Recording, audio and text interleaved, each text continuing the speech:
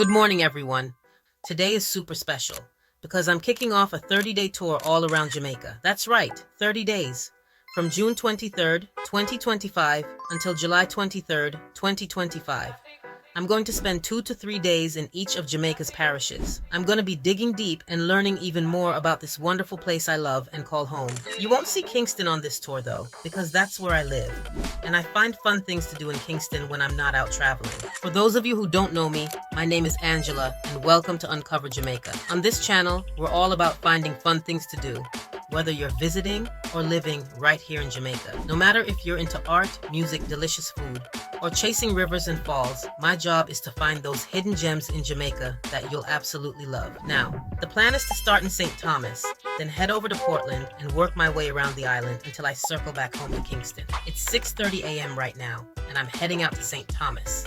The very first thing on my agenda for the day, surfing lessons at Jamnesia Surf Camp. My lesson is scheduled for 8 a.m. They usually like to do lessons in the mornings or evenings when the sun isn't too hot. Since I'm a morning person and I like to get the hard stuff done first, I decided to tackle this early. After that, I was planning to chill at the beach for a bit, grab some brunch at the corn shop, and then check into the Whispering Bamboo Hotel.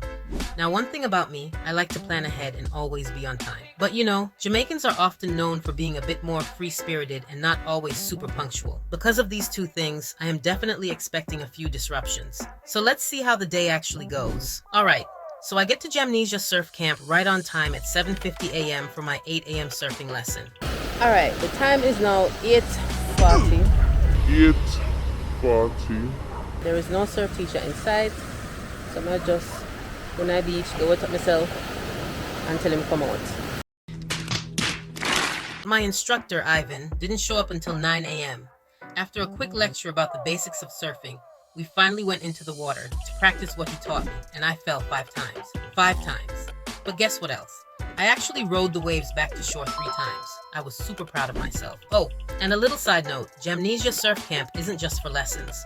They also offer a place to camp, a restaurant with made-to-order meals, and even small rooms and hostels for guests. But after my lesson, I realized my camera had stopped recording because it overheated.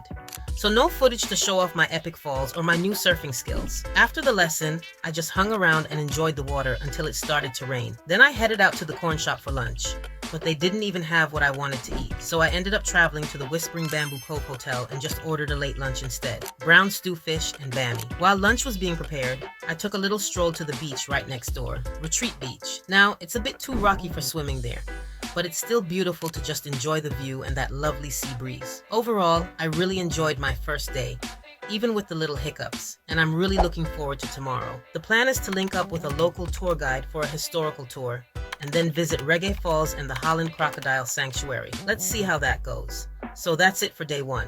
What do you think about my first day in St. Thomas? Let me know in the comments below.